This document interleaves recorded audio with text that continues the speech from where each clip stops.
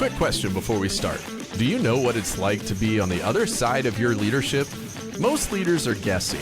The LRN 360 shows you how your people actually experience your leadership every day, because you can't fix what you can't see. Start today at leadersrisingnetwork.com/360. I walk into a patient room and just immediately this person started yelling at me. I did not know how to handle it. I did not know how to de-escalate them. And so I ran away. I ran out of the room and I hid and I cried on the closet floor. And I remember calling one of my mentors and she's like, you got to get back in there. Because I called her from the floor of the supply closet I was sitting on the floor of. And I'm calling her through tears and she says, you need to go stick up for yourself. Welcome to the New Generation Leader Podcast. We're giving you the tools you need to lead in the digital world. Ready to reach your true potential? This is the New Generation Leader Podcast.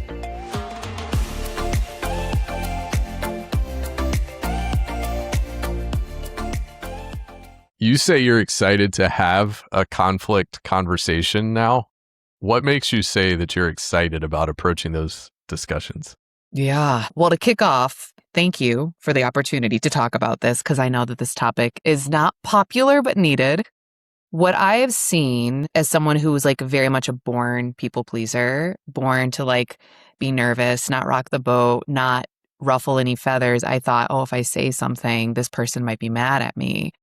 But now I realize that conflict is incredibly human. It's so human. And the ER has been such a blessing for my life because I've been able to meet people with such diverse life experiences. It taught me to appreciate people's perspectives and how different they could be. And I now expect conflict as a part of daily life. So if I know I'm going to have a conflict with someone I work with, or I disagree with a plan of care with a nurse that I'm working with, or a doctor, or physician assistant, nurse practitioner, I'm excited to get that clarity because I know I'll walk away from that conversation learning something. But that has taken 10 years of intentionality to get there. And now I'm excited to learn. And it's a totally different mindset. But that's why now I can confidently say oh, I'm excited about this because I know on the other end of it, I learned something and then I probably have a new ally because it's a finesse to approach those conversations. Decade is a long time to feel like you're investing. And I love your word. You used it. I've used it in countless episodes at this point. Intentionality, being intentional about something, having a plan. We just talked about that with Coach Martelli a couple episodes back. But I feel like that's a misnomer, that it doesn't happen fast. Intentionality can take time. So walk us back through. I feel like you just took 10 years and compressed it down to 30 seconds.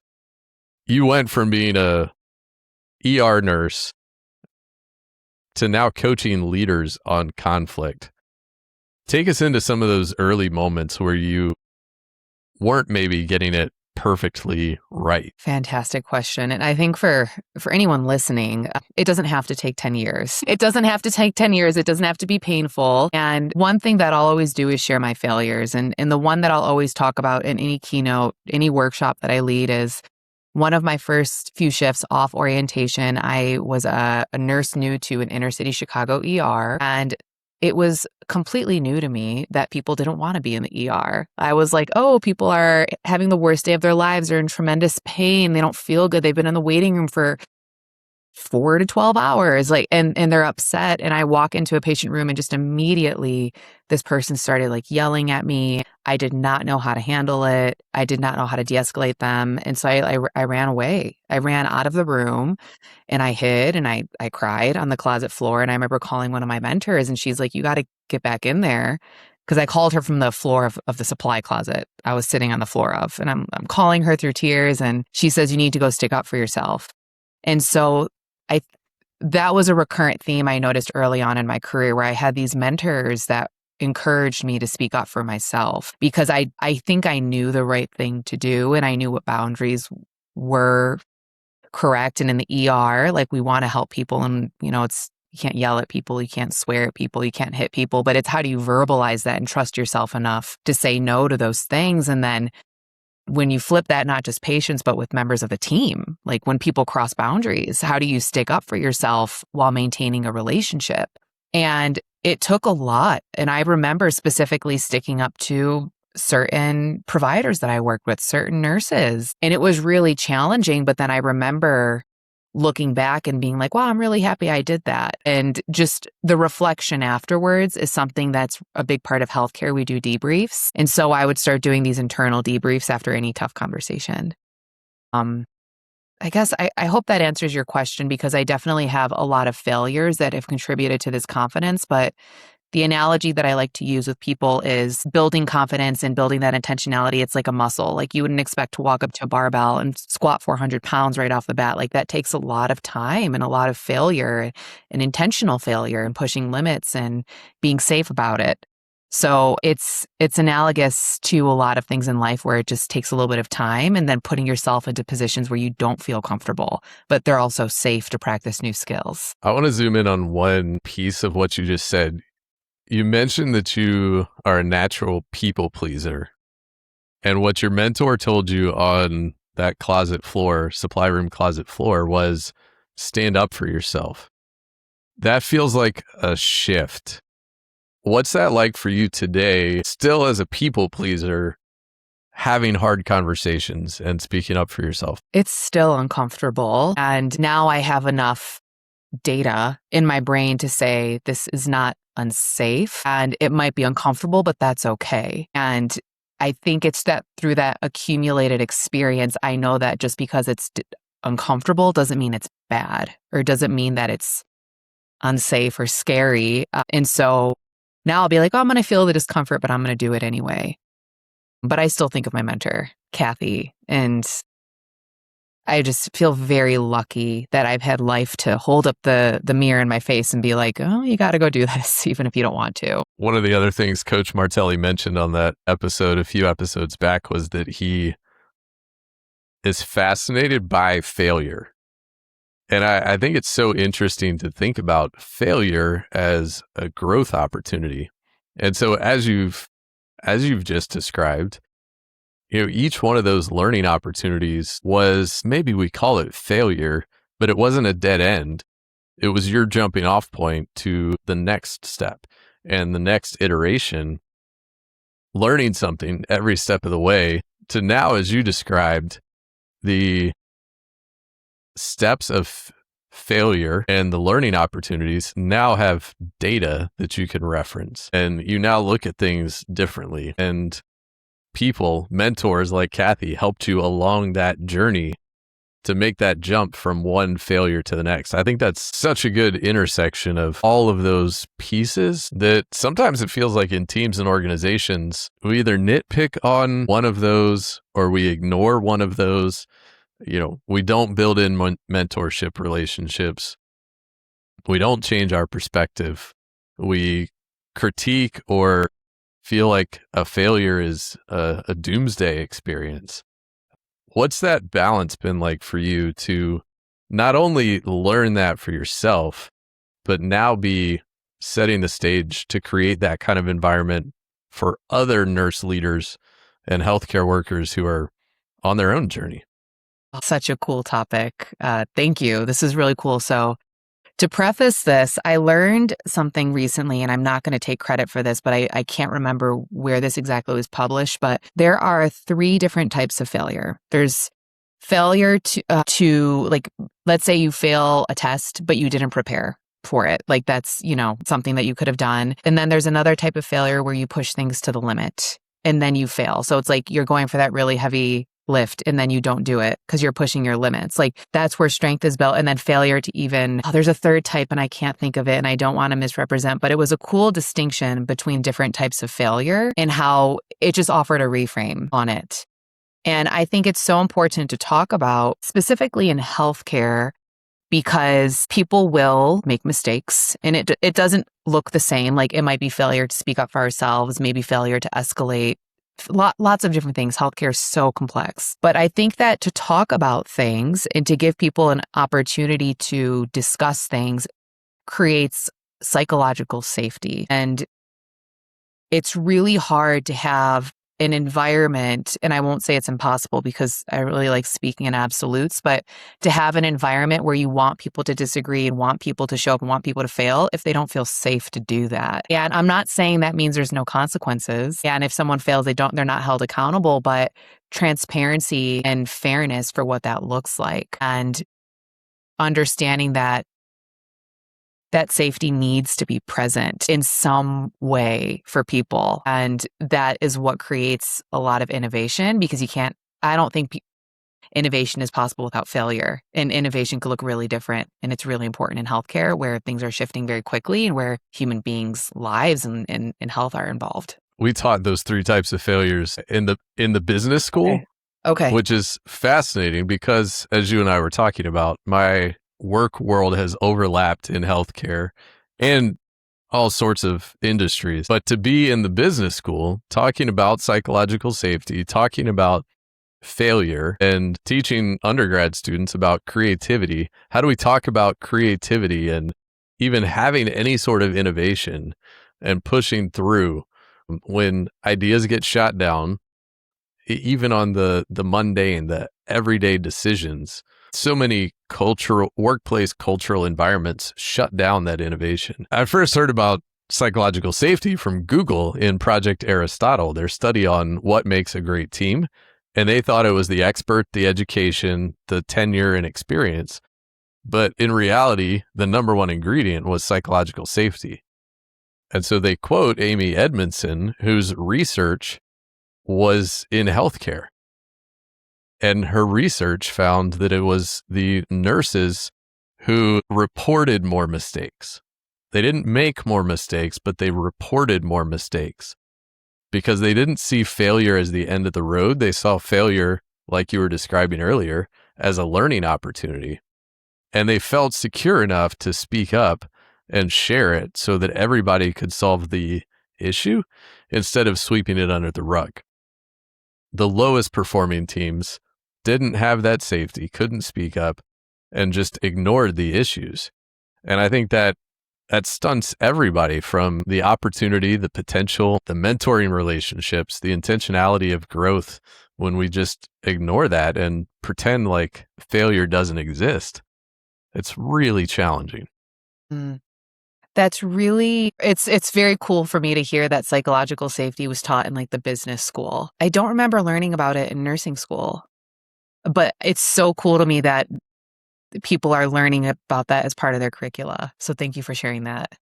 Yes. So you've been in healthcare, and I think one of the interesting things in this conversation, again, just to reference back, there were incredible lessons from the conversation with Coach Martelli, who coaches a men's college basketball team. There are great lessons we all learn from leaders in different industries.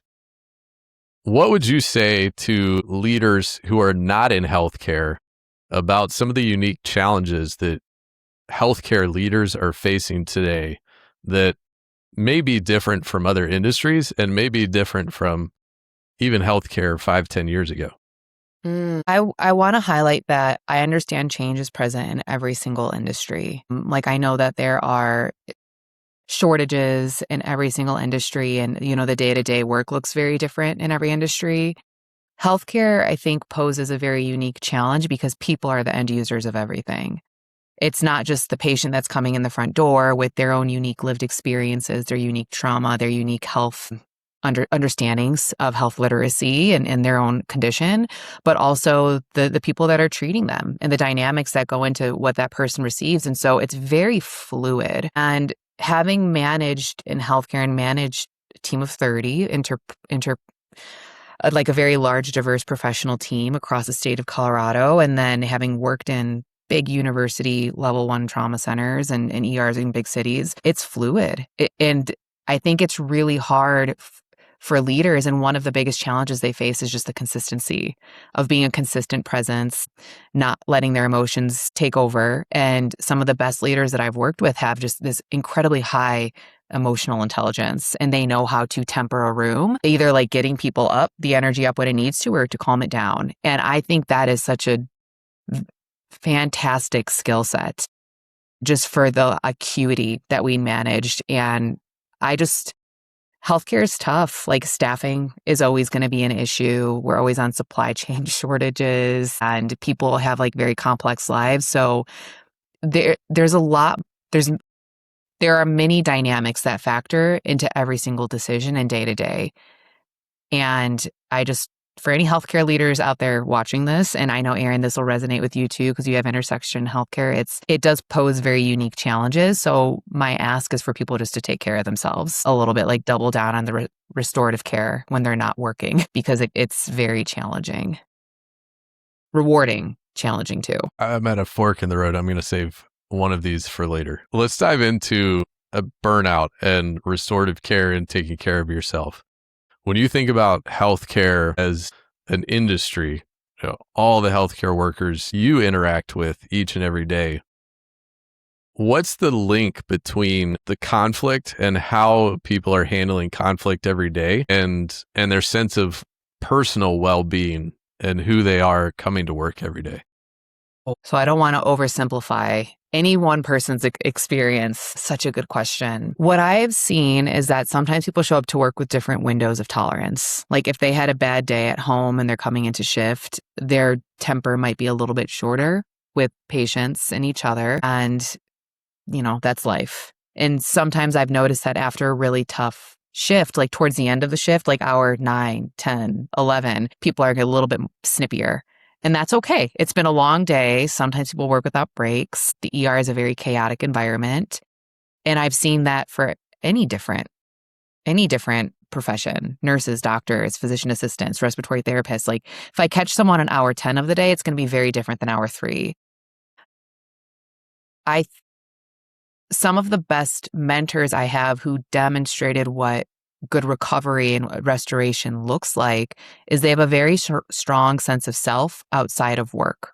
So they'll speak to, like, they kicked off the shift like, Adrianna, how was your day? Aaron, what'd you do this weekend? Be like, I spent time with my grandkids. I went for a great hike. I tried out a new restaurant. Like they connect with other people's humanity. And I think it makes a really big difference for the way they recover outside of work, because I think they're able to actually detach between shifts and do things that fill their cup.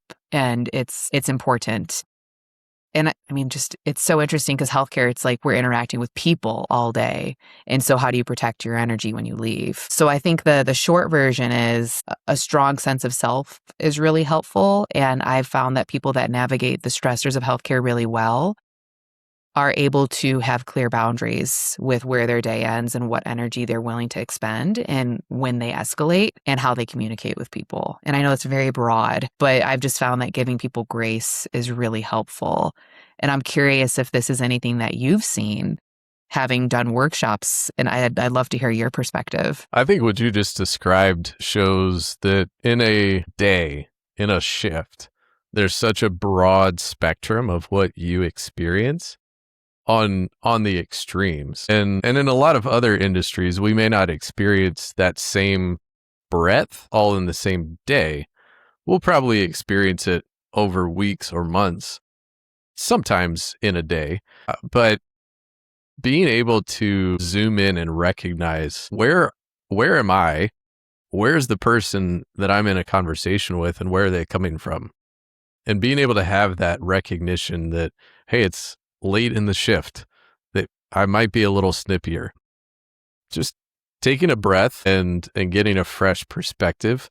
I think we all face those moments where expectations miss each other, where I think I'm coming in one way and somebody else who maybe yesterday was coming in one way is coming in a completely different way today. You're seeing that in hours. Other leaders may see it different from day to day. And we think, oh, this is exactly how I responded to this yesterday. Why did that not work today? And so often, I think we limit ourselves to only seeing the way that we see things. And we think our way must be the way. You mentioned earlier being a natural-born people pleaser. I am not a natural-born people pleaser. I have a little bit of that, but that's not my go-to first instinct. And so being able to recognize, hey, we're each wired differently. What is that? And is there a shortcut to how I can understand some of those differences between us that helps me navigate those moments. And I think this is, again, where, especially in the ER, the lessons you're learning, you're in high pressure situations time after time after time. And so the lessons you learn, the habits you build, and what you've been able to cultivate in your own leadership style, dial back the pressure a little bit in so many other situations across industries. They have to apply. They have to translate into those different situations and help people understand how to approach hard conversations, how to provide care and support and give people what they need. It definitely applies. I didn't think it would. I didn't think it would apply to anything other than the ER. It definitely does. It does. It does. And now I'm really happy I have experience, speaking up in codes and speaking up in other situations that are less acute, but where I could tell emotions are running high. It's helped me because I lead workshops and stuff too. So if someone's like, I disagree with that point, I'm like, great, let's talk about it. Like, no biggie, let's talk. And it's helpful to have experience different levels of stress because I think that my nervous system is used to it a little bit. I don't know how healthy that is, but it's used to it. I'm used to the stress. So it translates nicely. Just it's experiential learning at its finest, I suppose. You've now spent time in your career. You've maintained your professional healthcare side, and you've added on additional professional ventures. How are you navigating both of those to still be bringing your best and 110% on any given day and not burn yourself out? I'm not perfect at it, Aaron, not even a little bit. It's always a balance. And I have found that in particular this past year, my business has grown quite a bit. And so it's learning how to build in rest and how to build in things. So I have buffers between ER shifts and my other things because I do keynote presentations and workshop facilitation and coaching.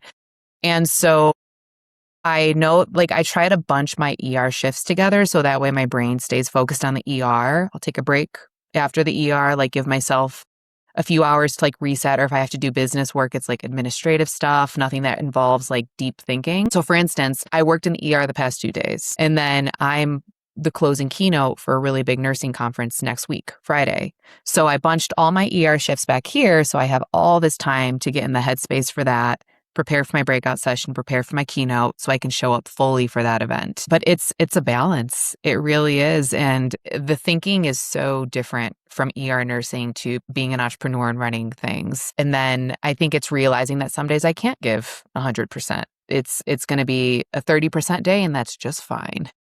And so I think it's being more intentional and kind to myself because there's only so much I can do. Well, beyond being an entrepreneur and a nurse leader, what else helps you refill your tank beyond work? I'm originally from Chicago. So my husband and I moved out to Colorado right at the start of the pandemic, not knowing that it was the start of the pandemic. So we go hiking, spend time outside. I really love cooking. Doing things with my hands forces me to be off my phone and off the computer. Can't really do that if you're cooking. And, being in touch with family and loved ones. It's very diverse. And then trying to do more novel experiences this year, like salsa dancing, that's going to be an adventure. Maybe next time I'm on LinkedIn, you'll see me in a boot. I don't know, probably. So we'll see. Staying active. But I'd like to ask you that same question because I know podcast, professor, entrepreneur, how do you balance your time and what fills your cup when you're not working? I think you just hit on something that's really important. Not every day has to be a 100% day.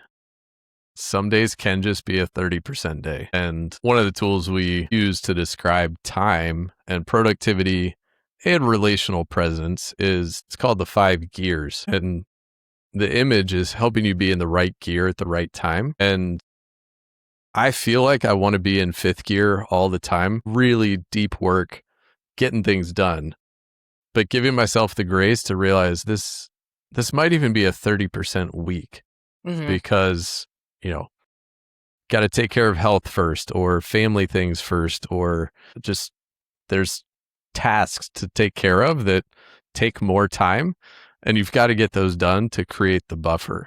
And then I love I love what you described with how you segment time and giving yourself space to shift in between, because we can't just shift from deep work to, oh, all of a sudden I'm going to go be social. We've got to pick our heads up and recalibrate to the world around us, check our text messages, anything urgent come in, like take care of those things and be mindful in how we're shifting gears. So I think managing time, not just in like a time blocking management, but like how are we actually navigating hour by hour, day by day is so important. This is actually one of my last meetings before completely unplugging, which I do like once, maybe twice a year, completely unplug. The out of office message is going to go up on my email, and having those rhythms of vacation, recharge, getting away with family, you got to just turn it off sometimes. Mm-hmm.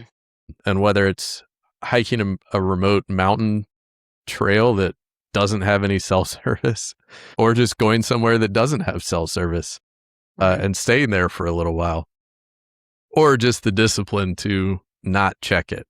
Mm-hmm. That's helped me a lot to have, whether it's 3 days, 5 days. Haven't had one of those 10-day vacations in a long time, but the one time I had, it was amazing because it just gets you past that 1 week window. So anytime with family, I enjoy the evenings with our girls, celebrating them, cheering them on with what they're doing, and then reading a good book as much as I can. I go in waves though. There's not consistency. I don't have discipline in reading. 2 years ago, I read almost no books.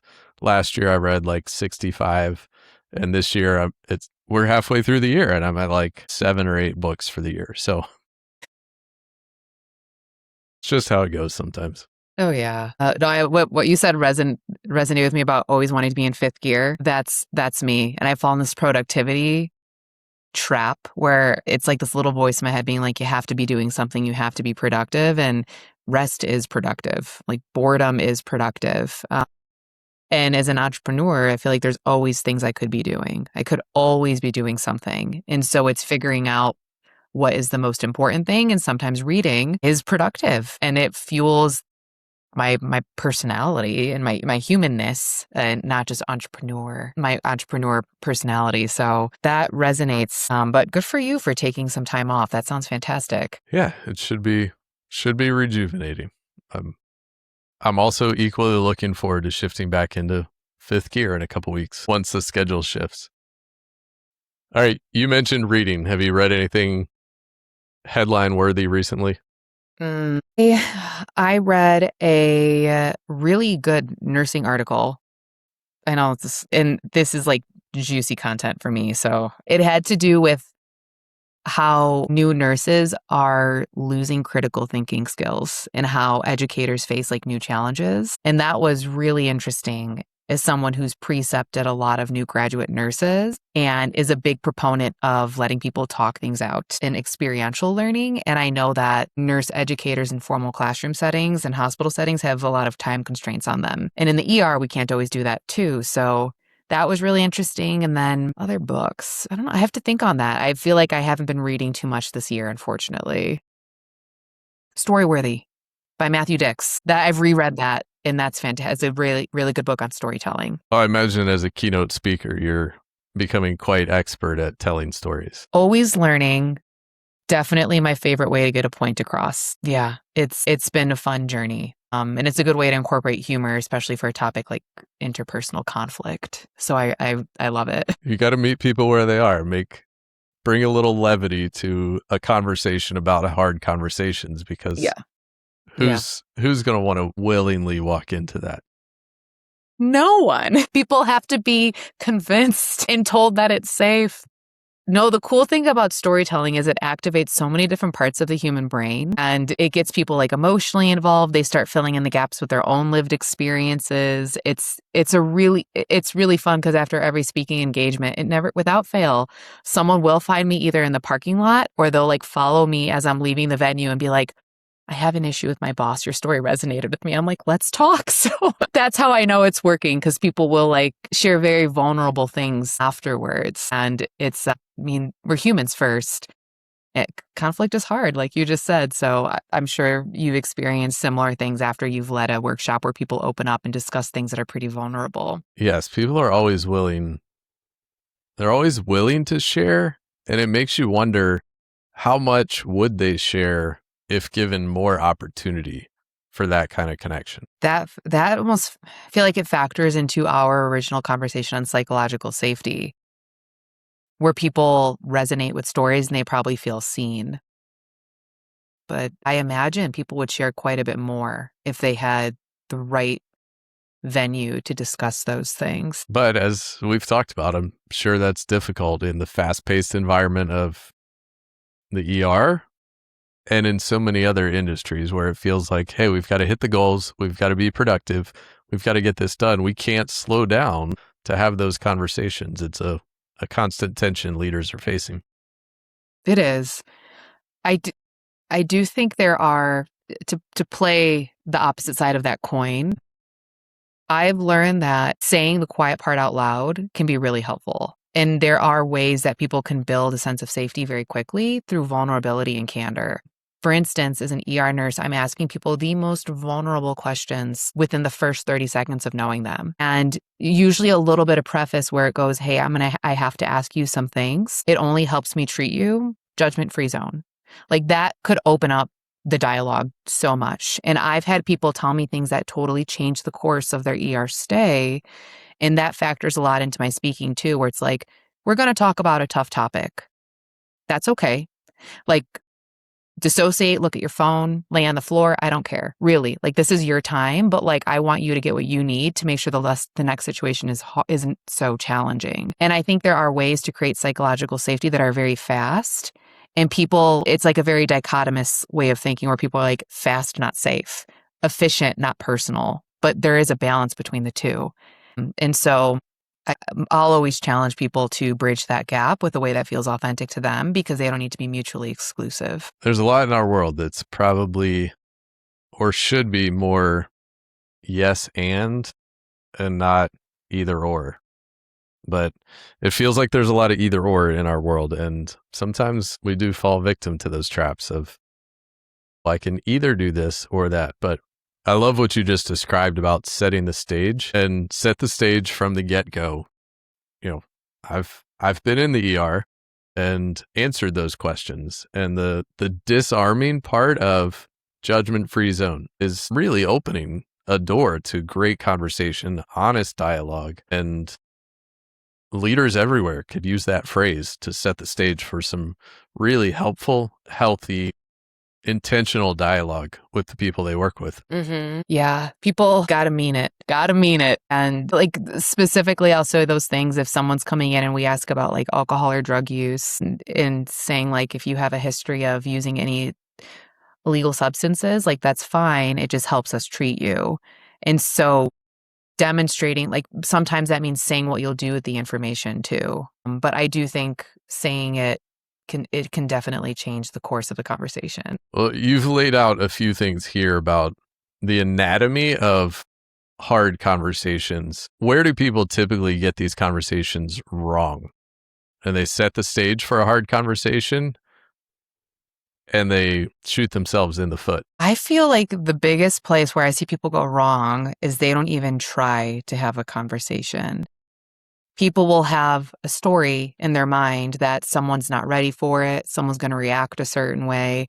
They could be right, but they don't even try to have the conversation at all.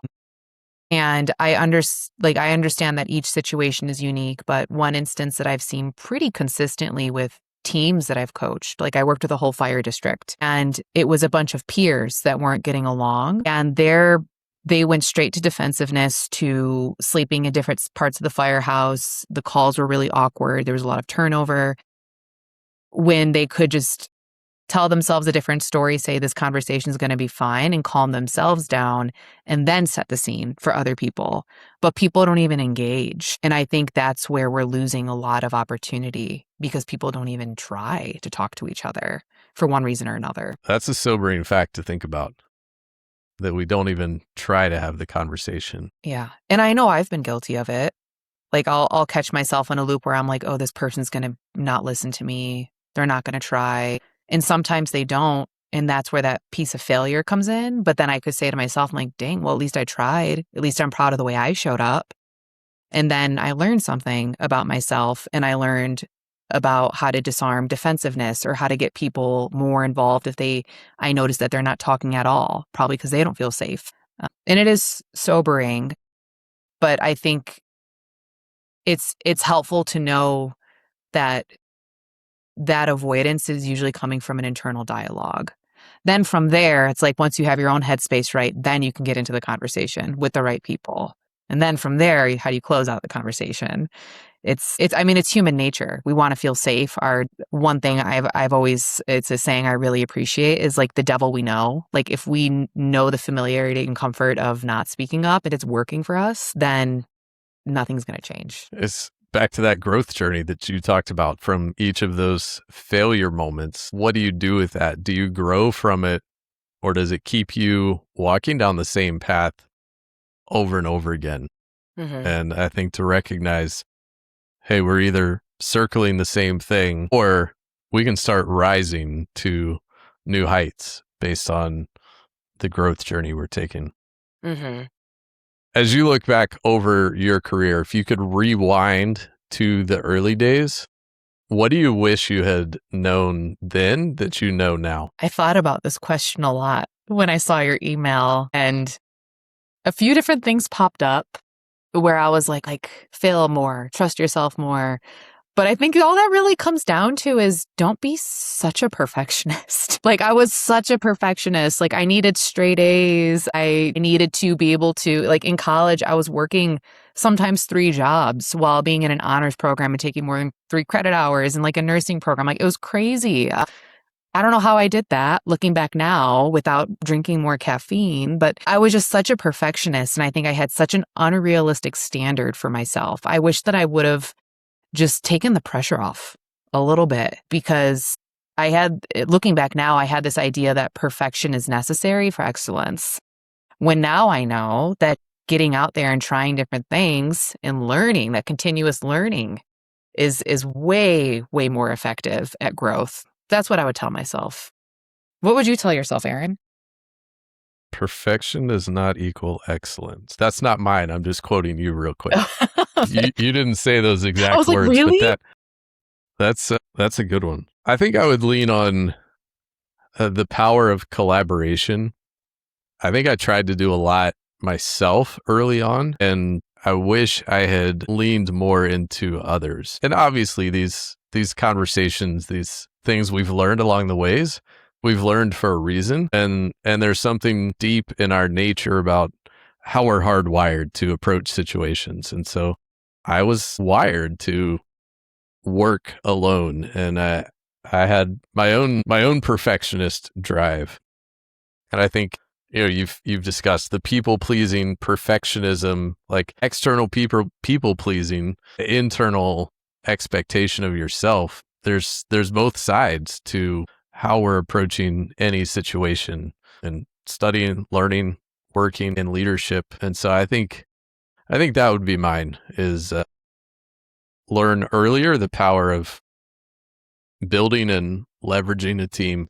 Definitely learned some powerful lessons along the way, grown a lot in that. Still got a ways to go at times, but it's something I'm conscious of every day. And I think that's part of it, is being conscious of the things that are gaps and knowing that they're a gap, but also knowing what it takes to fill in that gap and do something different. That's a good one. Yeah, because there's tremendous power in collaboration. And then to kind of bounce off what you said, did you say wired to work alone? Yeah. That's a really cool way of trusting your own voice too, because it's easy to lean too far one way or another. But some roles are best served by a team of one with collaboration thrown in there. So I'll be thinking about that. Yeah. I think about it often, that it's so many of those dynamics. It's not either or, but the ideal is also not 50-50. And sometimes there's a calibration that has to happen every single day to dial it in and get it right. Well, Adrianna, thank you. This was a fun conversation. As with most, I feel like we could keep on going for longer, but we'll get on to the rest of our days. But for anybody who does want to keep the conversation going with you, how can they connect with you? Well, thank you for having me. This was a lot of fun and sending you so many good thoughts and vibes for your time away from work and then a good start when you're back at it. LinkedIn is my primary social media. If not, you can just reach out to me at my website's ogdenpeak.com. I do clinical nursing education, see any eligible workshops for nurses and organizations, and that's always fun, right? Have these conversations, create safety. Or my email is adrianna@ogdenpeak.com. So I'm pretty findable. Just drop in and say hi. We'll link to all that in the show notes. I've enjoyed following along with your work, and so I know others will as well. Thanks for diving into the conversation today. I appreciate it. Thank you. I appreciate this opportunity. Have a great day. Thanks for listening to the New Generation Leader podcast. Subscribe today on your podcasting platform.